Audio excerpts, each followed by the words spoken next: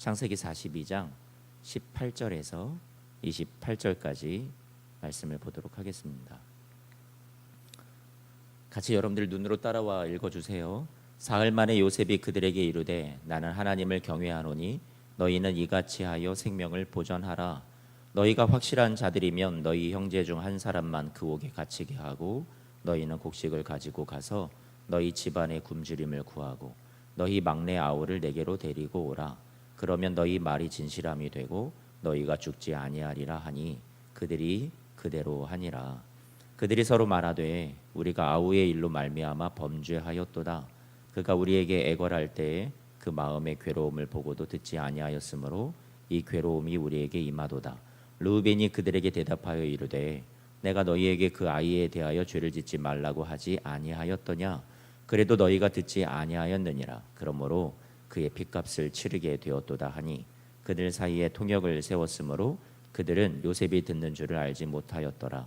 요셉이 그들을 떠나가서 울고 다시 돌아와서 그들과 말하다가 그들 중에서 시므온을 끌어내어 그들의 눈앞에서 결박하고 명하여 곡물을 그 그릇에 채우게 하고 각 사람의 돈은 그의 자루에 도로 넣게 하고 또 길 양식을 그들에게 주게 하니 그대로 행하였더라.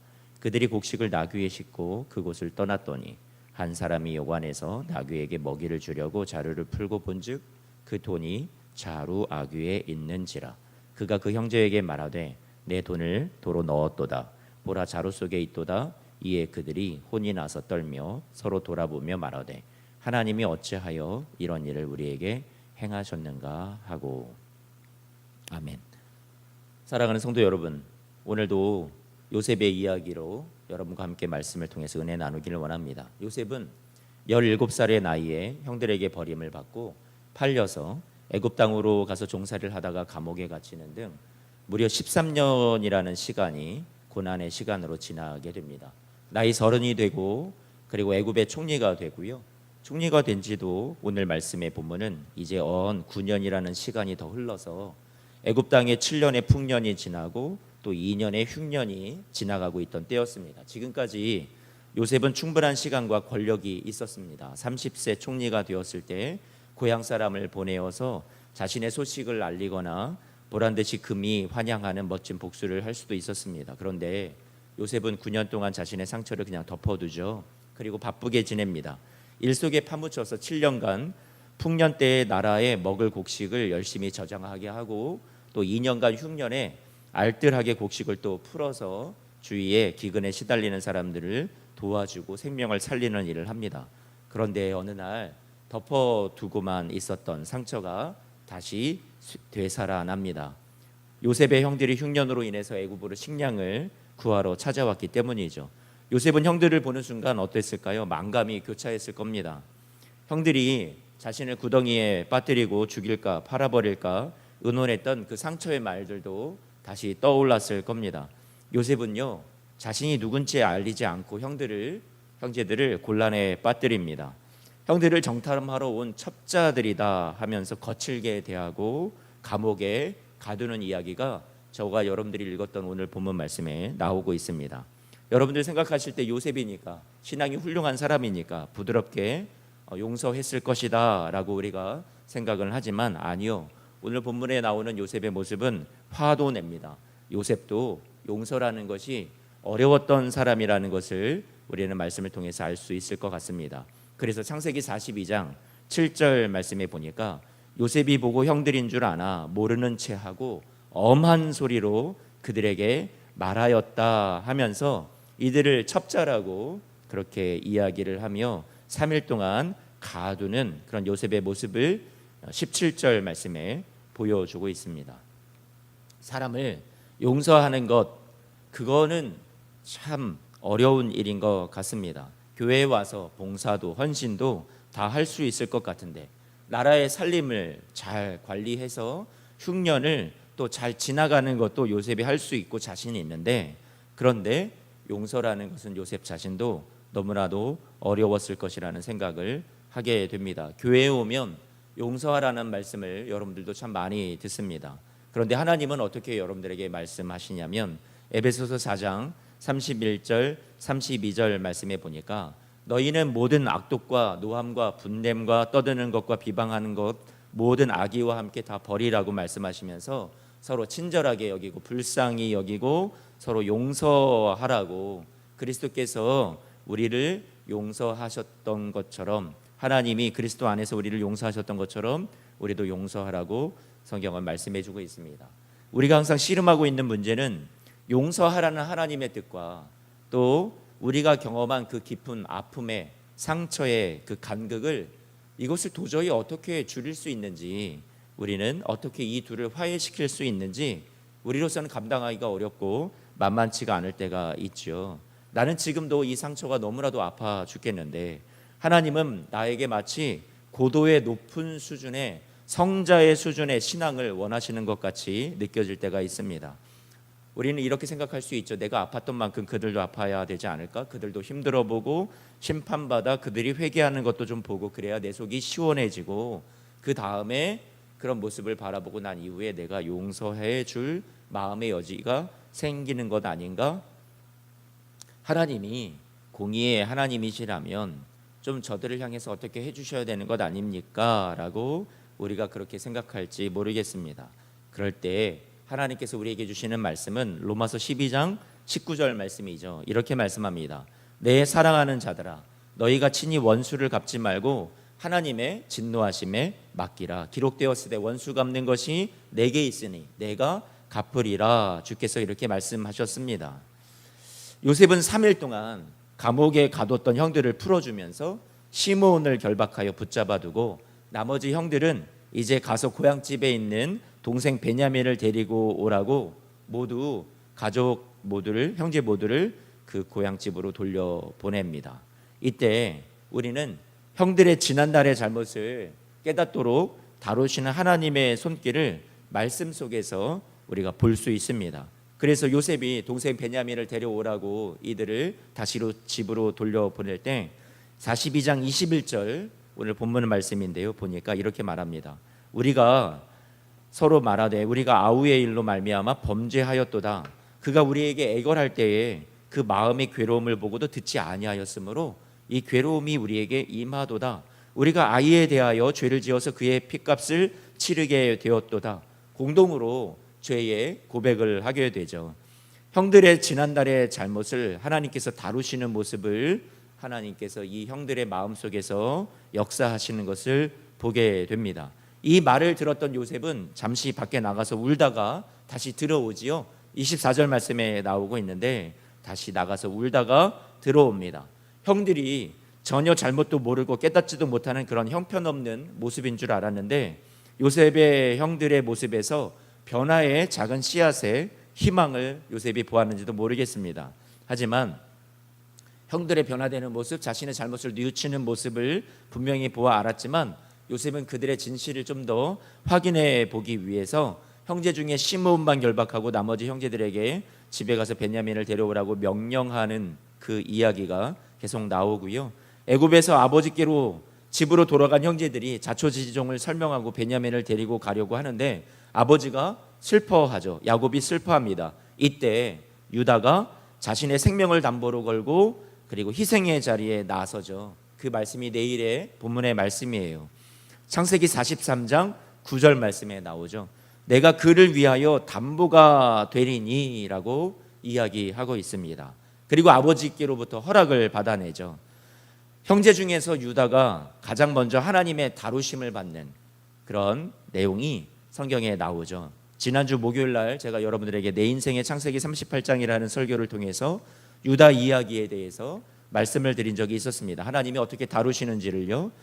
창세기 38장의 그 유다 이야기를 여러분들이 시간이 되시면 다시 한번 들어보시거나 성경을 읽어보셨으면 좋겠습니다. 창세기 37장 형들이 요셉을 팔아 넘기고 난 뒤에 39장에 다시 요셉의 이야기가 이어지기 전에 유다의 이야기가 나오면서 요셉을 팔아 넘기면서 아버지 야곱을 속였던 것처럼 유다도 그의 며느리 다말에게 속습니다. 요셉을 형제들과 구덩이에 빠뜨렸지만 이제 유다가 다말이 파놓은 함정에 걸려듭니다. 원수 갚는 일이 하나님께 있다라고 로마서 말씀에 아까 우리가 읽었었는데요. 하나님께 있다고 하셨는데 정말로 하나님이 유다의 모습을 다루시고 하나님이 갚고 계시고 유다를 바꾸시고 변화시켜 가시는 이야기가 나오고 있습니다. 저 멀리 애굽에서 요셉이 겪은 아픔과 상처를 선으로 바꾸어 가고 계셨던 하나님, 일하고 계셨던 하나님은 요셉에게 상처를 주었던 이 유다에게도 그의 삶을 바꾸시고 많은 것을 깨우치게 하십니다. 정의를 하나님께서 이루어가고 계셨던 것이죠. 요셉이 애굽에 찾아와서 멱살을 잡지 않아도, 요셉이 애굽에 찾아온 이 형들의 멱살을 잡지 않아도, 직접 원수를 갚지 않았어도 하나님은요 하실 일을 하고 계셨던 것이죠. 원수 갚는 것이 누구에게 있다고요? 하나님께 있다고요. 이 시간 여러분에게 아무개야 내가 그 사람의 잘못을 내가 다룰 거야, 나에게 맡겨보렴. 하나님이 저와 여러분들에게 오늘 말씀을 통해서 이렇게 말씀하시는 것 같습니다. 우리가 사람을 직접 바꾸려 하고 우리가 직접 정의로 응징하려 한다는 것, 우리가 할 것이 아니라 사람을 바꾸고 고치시는 것은 하나님이 하실 일이라는 것이죠. 우리가 할 일은 그러면 무엇입니까?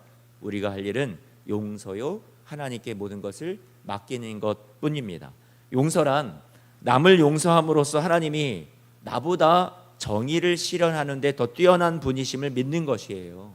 하나님께 나의 복수의 권리를 거두고 하나님께만 넘겨드리는 것이에요. 개인적으로 원한의 집을 짓고 그 안에 갇혀 있지 마십시오. 나를 용서하신 하나님을 신뢰하면서 하나님께 우리가 용서해야 할 그 사람을 맡기십시오. 나를 밀어 넘어뜨려서 갇히게 한 그 구덩이에 초점을 맞추지 말고요, 내가 하나님을 밀어뜨렸지만 그런 하나님은 나를 용서하신, 그리고 나에게 갈보리 십자가를 통해서 사랑을 베풀어 주신, 은총을 베풀어 주신 그런 귀한 은혜의 주님임을 여러분들이 초점을 맞추시기를 바랍니다. 그 십자가엔 저와 여러분의 죄가 있고요, 또 우리가 사람들에게 준 너무나도 허다한 상처들이 그 죄 가운데 다 뒤섞여 있습니다. 그러나 용서받았죠. 내 죄는 더 가볍고 좀 더 깨끗하고 그 사람의 죄는 더 무겁고 더럽다는 그런 구분이 이 죄 안에는 없습니다. 모두가 다 주의 은혜가 필요한 죄일 뿐입니다.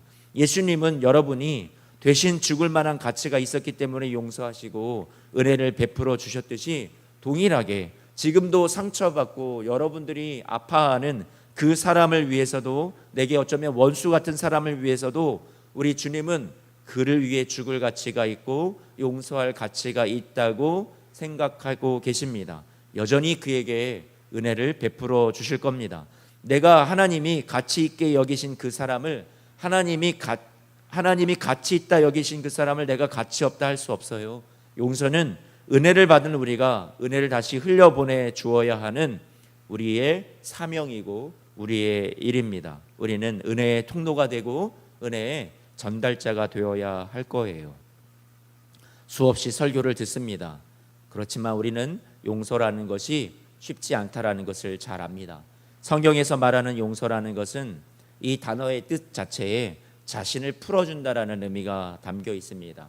놓아준다라는 말이 있고 자유케 한다라는 뜻과 의미가 어원적으로 단어의 뜻에 담겨 있습니다. 사람들로부터 상처를 많이 받아서 우리가 원한의 집을 짓고 상처의 집을 짓고 어둠의 집을 짓고 그 안에 들어가서 사는 사람들이 너무나도 많이 있습니다. 오늘 바라옵기는 우리 사랑하는 성도님들 가운데 이 상처의 원망의 집에서 여러분들이 벗어났으면 좋겠습니다. 주님께서 여러분들을 부르십니다. 밖으로 이끌어내기를 원하십니다. 빛 가운데 어두움 속에서 나오라고 말씀하고 계십니다. 정작 여러분들이 그 안에서 더욱더 외로워지고요, 더욱더 마음이 슬퍼지고요, 힘들어지는 것은 여러분 자신일 것 같아요. 우리가 원한의 집에서 빠져나와서 은혜의 집에 들어가기를 주님께서 원하고 계십니다. 원수를 갚는 것을 하나님께 맡기십시오. 정의를 하나님께서 이루실 겁니다. 하나님의 주권을 인정하십시오.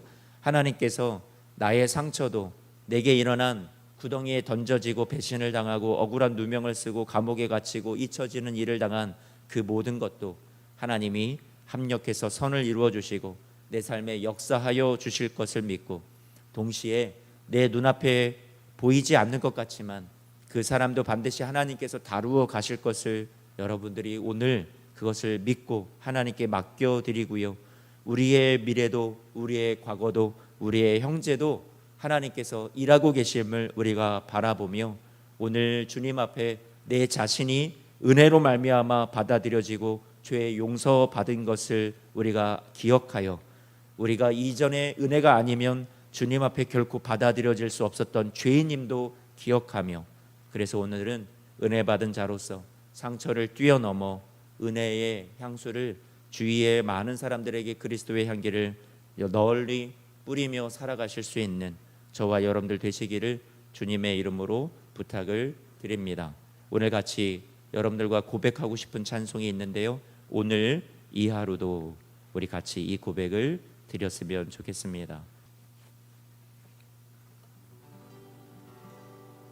내게 주어진 하루를 감사합니다. 내게 또 하루를 허락하심을, 이 하루도 헛되이 보내지 않으며 살기 원합니다.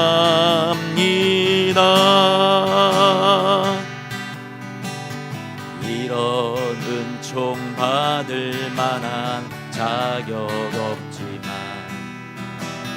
주의 인자하심이 믿음으로 이 하루도 내게 주어졌음이나요 감사드립니다.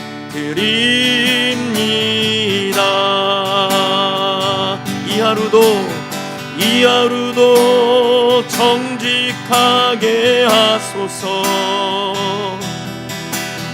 이 하루도 친절하게 하소서. 내가 만나는 모든 사람들에게 자비를 베풀게 하소서. 이 하루도 온유하게 하소서. 이 하루도 온유하게 하소서. 이 하루도 겸손하게 하소서. 나의 걸음을 지치게 만드는 이들에게 용서를 베풀게 하소서. 아멘. 같이 기도하겠습니다. 하나님, 오늘도 주님의 말씀을 가슴에 새겨 듣습니다. 이 하루도 용서하며 은총을 베풀며 살아갈 수 있는 귀한 날이 되게 하여 주옵소서. 그리하여 마음의 감옥에서 벗어나 하나님이 주시는 용서의 기쁨과 평안과 그리고 주님께서 우리에게 주신 말씀을 따라 내가 순종하며 살아가고 하나님의 뜻에 방향 맞추어 살아가는 그 기쁨과 즐거움을 누리게 하여 주옵소서. 예수님의 이름으로 기도합니다. 아멘.